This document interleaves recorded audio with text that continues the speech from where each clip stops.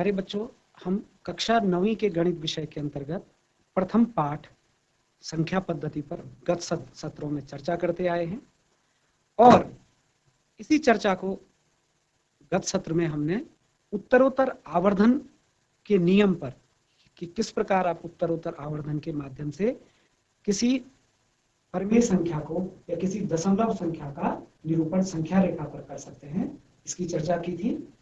उम्मीद है कि आपने इस पर अभ्यास कार्य किया होगा और आज के सत्र में हम परिमेय और अपरिमेय संख्याओं के कुछ गुणधर्मों की चर्चा करेंगे। आपको याद दिलाना चाहूंगा, छोटी कक्षाओं में कक्षा 6, 7, 8 में जब आपने अध्ययन किया तो हमने अलग अलग संख्या समुच्चयों का, संख्या समूहों का वहां अध्ययन किया, चाहे प्राकृत संख्याओं का समुच्चय हो, पूर्ण संख्याओं का समुच्चय हो अथवा पूर्णांकों का समुच्चय हो।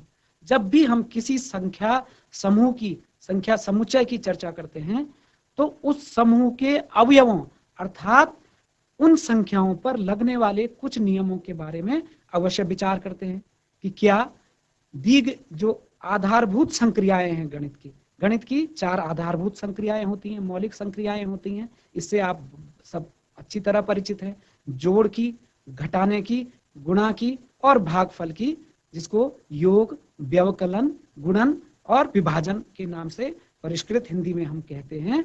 तो इन संक्रियाओं के संदर्भ में कुछ नियमों की हम जरूर चर्चा करते हैं कि दिया गया संख्या समूह क्या क्लोज्ड है अर्थात समवृत्त नियम का पालन दी गई संक्रिया के लिए करता है, क्या साहचर्य नियम का पालन करता है, क्या क्रम विनिमय नियम का पालन करता है, क्या बंटन नियम का पालन करता है। यहां तक कि आपने तत्समक और प्रतिलोम की भी चर्चा की है। क्योंकि इस पाठ में हम परिमेय और अपरिमेय संख्याओं की चर्चा कर रहे हैं, हमारा ध्यान इन्हीं 2 समूहों पर, संख्या समूहों पर ज्यादा केंद्रित है। तो अब हम देखेंगे, हम इस बात पर विचार करेंगे कि क्या परिमेय संख्याओं के समुच्चय में ये गुण मौलिक संक्रियाओं पर, जो फंडामेंटल ऑपरेशन है, जोड़ की, घटाने की, गुणन की, विभाजन की, उन पर किस तरह से लागू होते हैं। तो प्यारे बच्चों, हम बड़ी सहजता से देख सकते हैं कि परिमेय संख्याएं भी योग और गुणन के लिए क्रम विनिमय, साहचर्य और बंटन नियम का पालन करती हैं। परिमेय संख्याएं योग और गुणन के लिए क्रम विनिमय, साहचर्य और बंटन नियम का पालन करती हैं, जबकि घटाना, गुणा और भाग के लिए इनका समृद्ध होता है। घटाना, गुणन और भाग समृद्ध होता है। लेकिन अपरिमेय संख्याओं के संदर्भ में पूरी तरह परिमेय संख्याओं के समान स्थिति नहीं है। अपरिमेय संख्याएं भी क्रम विनिमय नियम का पालन करती हैं योग और गुणन के लिए, साहचर्य नियम का पालन करती हैं योग और गुणन के लिए, बंटन नियम का पालन करती हैं योग और गुणन के लिए, परंतु समस्त अपरिमेय संख्याओं का जोड़, घटाना या भागफल या गुणनफल सदैव अपरिमेय नहीं होता। अर्थात अपरिमेय संख्याओं का समूह इन संक्रियाओं के लिए, चाहे वो जोड़ की है, चाहे वो घटाने की है, चाहे गुणन की है, चाहे भागफल की है, समवृत्त नियम का पालन नहीं करते हैं। तो हम इसको चर्चा को कुछ उदाहरणों के साथ संक्षिप्त में बोर्ड पर जारी रखेंगे। मैं आपके सामने एक अपरिमेय संख्या लिखता हूं, मान लीजिए वो है 5 + √3, और एक दूसरी परिमेय संख्या मैंने लिखी, मान लीजिए वो हो गई 5 - √3। ये दोनों ही अपरिमेय संख्याएं हैं, अपरिमेय और अपरिमेय। अगर आप इनका जोड़ करेंगे, देखिए अगर मैं इन दोनों को जोड़ दूं तो √3 माइनस का प्लस का √3 दोनों कैंसिल आउट हो गए और 5 और 5 10 मेरे को प्राप्त हुआ, जो कि एक परिमेय संख्या है। अर्थात हमने देखा कि 2 अपरिमेय संख्याओं का योग परिमेय हुआ। इसी प्रकार √7 में अगर मैं -√7 जोड़ दूं तो ये भी 0 के बराबर हुआ, 0 भी एक परिमेय संख्या है। इसी प्रकार मैं √11 से √11 घटा दूं, 2 है ना, तो ये दोनों अपरिमेय संख्याएं थी, किंतु इनका घटाना हमारे पास कैसा संख्या प्राप्त हुआ, परिमेय संख्या है। तो एक हम सामान्य नियम बना सकते हैं, इस तरह से विविध उदाहरणों पर चर्चा कर सकते हैं, उनका अभ्यास कर सकते हैं। तो हम पाएंगे कि जो अपरिमेय संख्याओं का समूह है वो जोड़ के लिए, घटाने के लिए, गुणन के लिए और विभाजन के लिए समवृत्त नियम का पालन नहीं करता। अगर आपको समृद्ध नियम के संबंध में थोड़ा भी शंका है तो मैं आपको एक आसान उदाहरण से बता सकता हूं। जैसे कि पिछली कक्षाओं में हमने परिमेय संख्याओं के संदर्भ में देखा था कि परिमेय संख्याओं का समूह लिख दिया, और परिमेय संख्याओं के समूह में अगर हम कोई भी दो परिमेय संख्याएं लें, उनको आपस में जोड़ें तो पुनः परिमेय संख्या ही प्राप्त होती है। उनको आपस में गुणा करें तो पुनः माफ कीजिए, हम नेचुरल नंबर के सेट की बात कर रहे हैं, तो नेचुरल नंबर के सेट में अगर हम कोई भी दो प्राकृत संख्याएं लेते हैं तो उनका जोड़ भी प्राकृत होता है, उनका गुणनफल भी प्राकृत होता है। तो हम ये कह सकते हैं, जैसे 2 और 3 लिया, 2 और 3 का जोड़ 5 नेचुरल नंबर है, 2 और 3 को लिया, उनका गुणा किया, 2 और 3 का गुणा 6, 6 फिर प्राकृत संख्या है। तो प्राकृत संख्याओं का समूह गुणा के लिए और योग के लिए समृद्ध नियम का पालन कर रहा है, ऐसा हम कह सकते हैं। और ऐसा आपने हर समूह पर इस तरह के नियमों की जांच की है। तो लेकिन अभी जो विषय है वो क्या है कि अपरिमेय संख्याओं का समूह, अपरिमेय संख्याओं का समूह आधारभूत संक्रियाओं के लिए समृद्ध नियम का पालन नहीं करता है। अर्थात कोई भी दो अपरिमेय संख्याएं लें तो कोई जरूरी नहीं है कि उनका जोड़ अपरिमेय हो, उनका घटाना अपरिमेय हो, उनका गुणा अपरिमेय हो, परिमेय भी हो सकता है। हम अगर √3 की गुणा √3 से करें तो ये 3 प्राप्त होता है। तो देखिए, दो अपरिमेय संख्याएं हैं और गुणनफल इसका परिमेय प्राप्त हो रहा है। तो मैं उम्मीद करता हूं कि आप इस नियम का सारांश समझ गए होंगे कि जहां अपरिमेय संख्याओं का अन्य नियमों का पालन कर रहे हैं भाई परिमेय की भांति, पर अन्य नियम क्या है? क्रम विनिमेयता, क्रम विनिमय के बाद साहचर्य, साहचर्य के बाद बंटन, डिस्ट्रीब्यूटिव लॉ, इन तीनों नियमों का पालन कर रहे हैं, किंतु समृद्ध नियम का पालन अपरिमेय संख्याओं का समूह नहीं कर रहा है। अब हम एक चर्चा करेंगे कि मान लीजिए हमारी वास्तविक संख्याओं की पूरी हम बात करें तो वास्तविक संख्याओं में परिमेय और अपरिमेय दोनों सम्मिलित है।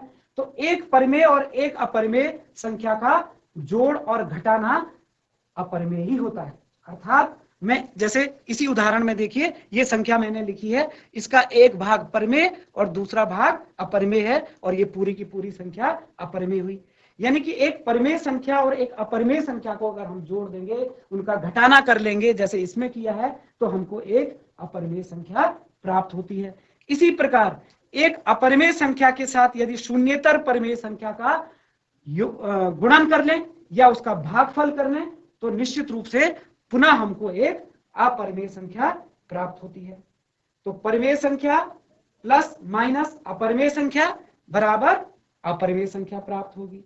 इसी प्रकार से परिमेय संख्या शून्यतर परिमेय संख्या से अगर हम गुणा करें किसी अपरिमेय संख्या को या भाग करें, शून्यतर इसलिए कह रहा हूं क्योंकि शून्य से विभाजन करेंगे तो वो अपरिभाषित हो जाएगा। तो शून्यतर परिमेय संख्या को ले लें, उससे किसी भी अपरिमेय संख्या को यदि हम गुणा करें, यदि हम उसको भागफल करें, तब भी हमको अपरिमेय संख्या प्राप्त होगी। तो ये दो विशेष नियम हैं जिनको आप अवश्य ध्यान रखेंगे।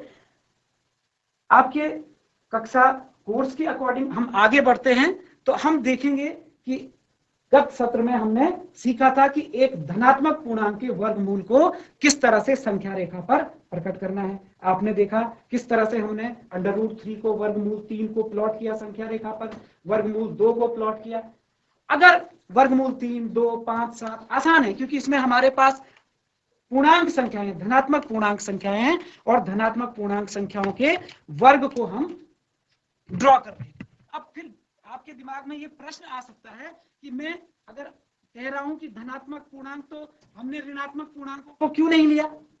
जब वर्गमूल चिन्ह के अंतर्गत ऋण संख्या लिख दी जाती है तो उसका मान वास्तविक नहीं रहता, वो काल्पनिक हो जाती है। तो प्यारे बच्चों, जब भी हम वर्गमूल का प्रयोग करें तो वर्गमूल केवल वास्तविक तभी होगा, दी गई संख्या का वर्गमूल वास्तविक तब होगा जबकि वर्गमूल के अंतर्गत ऋणेतर संख्या लिखी गई हो, फिर वो ऋणेतर पूर्णांक हो या ऋणेतर वास्तविक संख्या हो।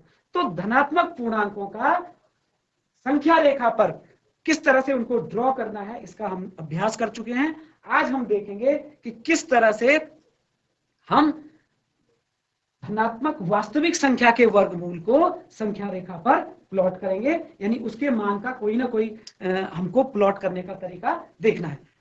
तो जैसे उदाहरण के लिए हमने √7.5 प्लॉट करना है, तो ये 7 पूर्णांक तो नहीं है, ये तो वास्तविक संख्या है। 7.5 दशमलव के बाद भी कुछ आ गया इसमें, तो इसको प्लॉट करने का थोड़ा सा तरीका अलग है। और क्योंकि वास्तविक संख्याओं की संख्या अपरिमित है, तो क्यों ना हम इसको एक स्वेच्छ वास्तविक संख्या ले लें, यानी एक काल्पनिक वास्तविक संख्या ले लें, धनात्मक x। x एक धनात्मक वास्तविक संख्या है, और उसके वर्गमूल को किस तरह से हम संख्या रेखा पर प्लॉट करेंगे, संख्या रेखा पर ड्रॉ करेंगे, आज हम इस आर्टिकल को सीखेंगे। वास्तविक संख्या x के लिए, वास्तविक संख्या x के लिए वर्गमूल x को संख्या रेखा पर निरूपित करना, संख्या रेखा पर निरूपित करना कि किस तरह से हम √x को प्लॉट करें, जबकि x कोई भी पॉजिटिव रियल नंबर है, धनात्मक वास्तविक संख्या है। तो इसके लिए एक छोटा सा आर्टिकल है, उसको हम समझने की कोशिश करेंगे। हम सबसे पहले क्या करते हैं, x लंबाई का AB रेखाखंड खींच लेते हैं भाई। पहला स्टेप हमारा होगा AB बराबर x, तो x लंबाई का मैंने एक रेखाखंड खींच दिया। देखिए x का मान जो हो वो यहां पे स्वेच्छ है, तो किसी भी लंबाई का मैंने रेखाखंड खींच दिया, इसकी लंबाई को हम x कह रहे हैं। और जो भी आप इकाई ले रहे हैं, आप इकाई कुछ तो ले रहे होंगे, सेंटीमीटर कुछ भी हो, तो उस पे एक इकाई हम और आगे बढ़े, इस बिंदु का नाम हमने उदाहरण के लिए C रख दिया, ये एक इकाई दूरी हो गई। A से B तक की दूरी लंबाई x और B से C तक की लंबाई एक इकाई। तो इस प्रकार कुल मिला के अगर मैं A से C तक की लंबाई कहूं तो ये कितना हो गया, x+1। x इकाई ये था और इसमें एक इकाई जुड़ा, तो x+1 इकाई का AC रेखाखंड हो गया। अब मैं क्या करता हूं, इस AC रेखाखंड के दो बराबर भाग कर देता हूं। तो AC/2 बराबर AC का 2 टुकड़े करेंगे तो कितना आएगा, x इकाई A से B तक, एक इकाई उससे आगे, तो x+1/2। ये जो भी संख्या आए, यानी ठीक स्केल की सहायता से इस लंबाई को नापा और ठीक उसका आधा कर लिया भाई। सपोज करो वो पॉइंट यहां पर आए और इसको मैं O पॉइंट कह दूं। O पॉइंट को केंद्र मानते हुए, O पॉइंट को केंद्र मानते हुए और OC लंबाई को त्रिज्या मानते हुए, O बिंदु को केंद्र मानते हुए हम क्या करेंगे, OC त्रिज्या का अर्धवृत्त खींचते हैं, सेमी सर्कल।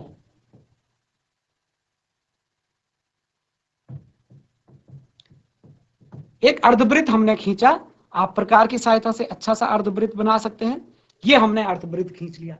अगर अब हम B से B पर चांदी की सहायता से अथवा प्रकार पेंसिल की सहायता से इस पर एक लंब खींचें, परपेंडिकुलर खींचें इस पे, और ये परपेंडिकुलर माना, इसको आगे तक बढ़ाने की बहुत आवश्यकता नहीं है, माना इस अर्धवृत्त की परिधि को बिंदु D पर काटे, तो निश्चित रूप से जो B से D को मिलाने वाला रेखाखंड होगा, ये किसके बराबर प्राप्त होता है हमको, x के बराबर। और अब हम ये इसको मिला लेते हैं। तो हम इस आर्टिकल में ये सिद्ध करेंगे, इस बात की जांच करेंगे कि क्या वास्तव में जो हमने रचना की है, जो कंस्ट्रक्शन हमने किया है यहां पर, क्या वास्तव में टू प्रूव दैट, कि क्या वास्तव में B से D का मान √x है। ये हमारी जांच का विषय है, इसका सत्यापन या इसकी सिद्धि करनी। तो बच्चों देखिए, अब हम क्या जानते हैं कि O से लेकर, चूंकि OC, देखिए O से लेकर C तक की लंबाई बराबर कितना हो गया, O से लेकर A तक की लंबाई के बराबर हो गया, और O से A तक की लंबाई किसके बराबर हो गया, O से D तक की लंबाई। यानी ये लंबाई और ये लंबाई समान है, क्योंकि ये इस अर्धवृत्त की त्रिज्या है, और त्रिज्या तो बराबर होती है। और इसका मान निश्चित रूप से कितना निकल के आता है, ये हो गया हमारा x+1/2। x+1/2 हमारी त्रिज्या होगी। अब हम देखें तो OD का मान हमको प्राप्त हो गया। अब मैं O से B के मान को भी ज्ञात कर सकता हूं। OB का मान कैसे प्राप्त किया जा सकता है, यदि मैं OC के मान में से, O से C तक की लंबाई देखिए, O से C तक की लंबाई में से 1 इकाई घटा दूं तो O से B तक की लंबाई आ जाएगी। तो OC में 1 इकाई घटाया, OC कितना है हमारे पास, x + 1/2, इसमें से 1 इकाई कम किया तो ये कितना आता है, 2 LCM आ गया भाई। तो this is x + 1 - 2, so therefore O से लेकर B तक की लंबाई आ गई x + 1 - 2 मीन्स x - 1, x - 1/2। तो OB हमारे पास है, OB हमारे पास है, OD हमारे पास है। तो क्या ये समकोण त्रिभुज नहीं है? आप देखते हैं कि ये रचना हमने इस प्रकार की है कि यहाँ पर 90 अंश का कोण है। तो अब हम क्या कहेंगे, क्योंकि त्रिभुज, इस त्रिभुज का नाम आप OBD कह सकते हैं। OBD एक समकोण त्रिभुज है, क्योंकि OBD एक समकोण त्रिभुज है। और समकोण त्रिभुज का गुण आपको पता है, पाइथागोरस प्रमेय, इसलिए पाइथागोरस प्रमेय से हम क्या जानेंगे कि OD का वर्ग यानी कर्ण का वर्ग, सबसे बड़ी भुजा का वर्ग, बराबर बाकी दो भुजाओं के वर्गों के योग के बराबर, यानी OB का वर्ग प्लस BD का वर्ग। देखिए BD का वर्ग। अब हमको चूंकि ये सिद्ध करना है कि ये √x है, तो इसको BD का वर्ग हम निकालने का प्रयास करें तो BD का वर्ग किसके बराबर हो जाएगा, OD का वर्ग माइनस OB का वर्ग, OD का वर्ग माइनस OB का वर्ग। देखिए OD यहां पर हमारे पास है, OB यहां पर हमारे पास है, तो BD का वर्ग किसके बराबर निकल के आता है, OD का वर्ग। देखिए OD का वर्ग आ गया x + 1/2 होल स्क्वायर। इसी तरह से माइनस OB का स्क्वायर, OB का होल स्क्वायर कर देंगे, x - 1/2 का होल स्क्वायर। तो एक ये वर्ग है, एक ये वर्ग है, इन दोनों की हमको कैलकुलेशन करनी है। तो देखिए जब कोई भिन्न होती है और उसका वर्ग होता है तो अंश का और हर का दोनों का पृथक पृथक हम वर्ग कर लेते हैं। तो दिस इज x + 1 का स्क्वायर और 2 का 4 माइनस x - 1 का स्क्वायर 2 का 4। जब दो भिन्नों के हर समान होते हैं तो वही लॉसोपा हो जाता है। तो इसका वर्ग माइनस इसका वर्ग, तो इसके वर्ग को अगर हम इसका एक्सपेंशन करें, इसका विस्तार करें, तो पहले का वर्ग x का वर्ग प्लस 1 का वर्ग 1 प्लस 2ab यानी 2 × x हो गया, माइनस इसी तरह से इसका प्रसार करें x का वर्ग प्लस 1 माइनस 2ab यानी 2x। सबको पता है a + b का whole square a² + b² + 2ab, a - b का whole square a² + b² - 2ab। तो इस तरह से अब मैं ये लिख लिया है। अब आप इनको ब्रैकेट ओपन कर लीजिए, क्योंकि कोष्टक के बाहर ऋण चिन्ह है तो सबके चिन्ह परिवर्तित हो जाएंगे। x का square plus 1 plus 2x minus x का square minus into plus, this is minus into plus again -1 minus into minus plus, this is 2x upon 4।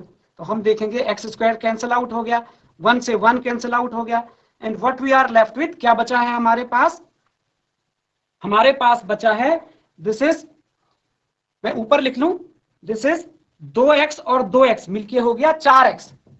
तो 4x बट्टे डिनोमिनेटर में 4, 4 से 4 कैंसिल हुआ तो हमारे पास रहा x। तो ये क्या था हमारे पास, ये हमारे पास था BD का स्क्वायर। तो BD का स्क्वायर हमारा x आया, तो हम कह सकते हैं कि B से D तक की लंबाई वर्गमूल x के बराबर होगी, जहां x कोई धनात्मक वास्तविक संख्या है। तो BD बराबर √x। तो यही हमको ज्योमेट्रिकली √x प्लॉट करना था। अब बड़ी सहजता से हम √x को संख्या रेखा पर प्लॉट कर सकते हैं।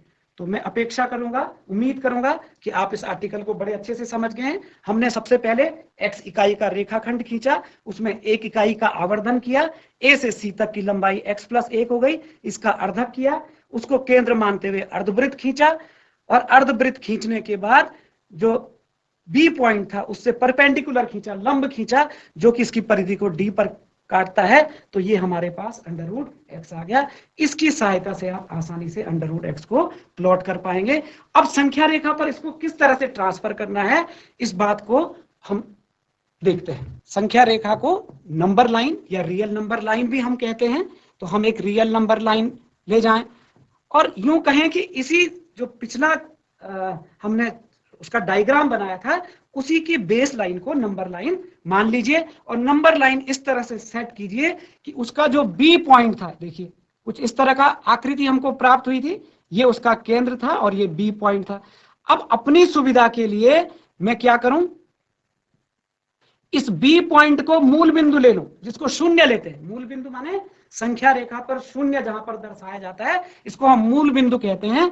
तो बी को, जो पिछले चित्र का बी था, उसको हमने क्या ले लिया, शून्य ले लिया, शून्य, संख्या रेखा का शून्य ले लिया।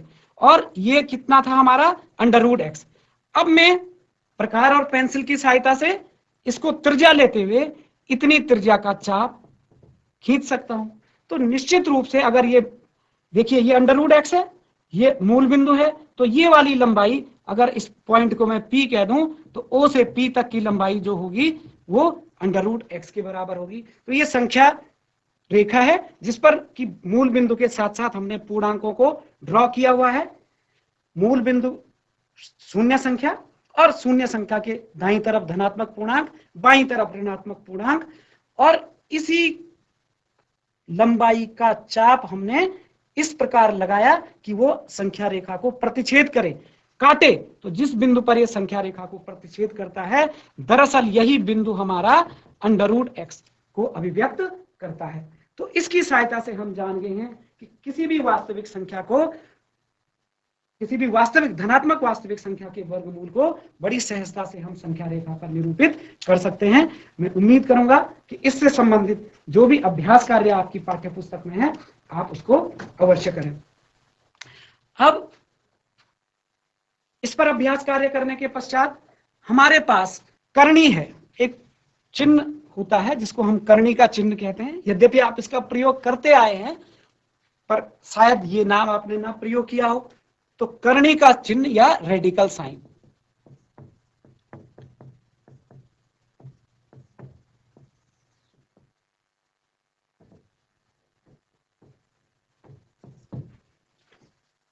देखो अगर मैं कह दूं कि 5 का वर्ग, संख्या 5 का वर्ग 25 होता है, तो आप बखूबी जानते हैं कि मैं इस कथन के अंतर्भाव से कह सकता हूं, इसी कथन से इस बात का निष्कर्ष निकलेगा कि 25 का वर्गमूल 5।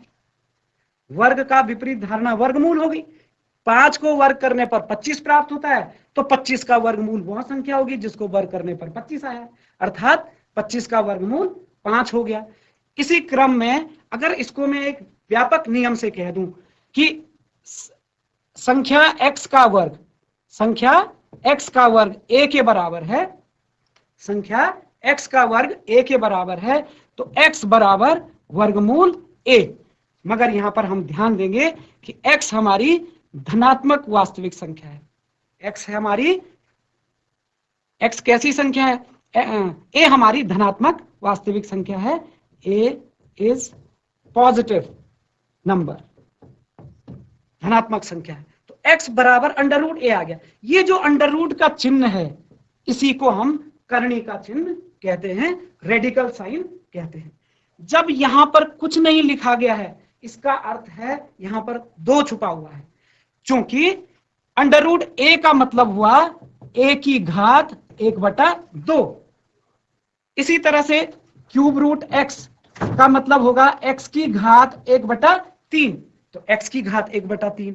तो ये इसी चिन्ह को हम रेडिकल चिन्ह कहते हैं। Cube root, fourth root, fifth root, यानी जब रेडिकल पावर होती है, फ्रैक्शनल पावर होती है, तो उनको दर्शाने के लिए हम इस चिन्ह का प्रयोग करते हैं। तो इस चिन्ह से संबंधित वास्तविक संख्याओं में कुछ नियम हैं जिनकी हम अगले सत्र में चर्चा करेंगे। तो मैं उम्मीद करूंगा कि आज जो कुछ हमने डिस्कस करा है, आप उस पर ढेर सारा अभ्यास कार्य अपनी पुस्तक से करें।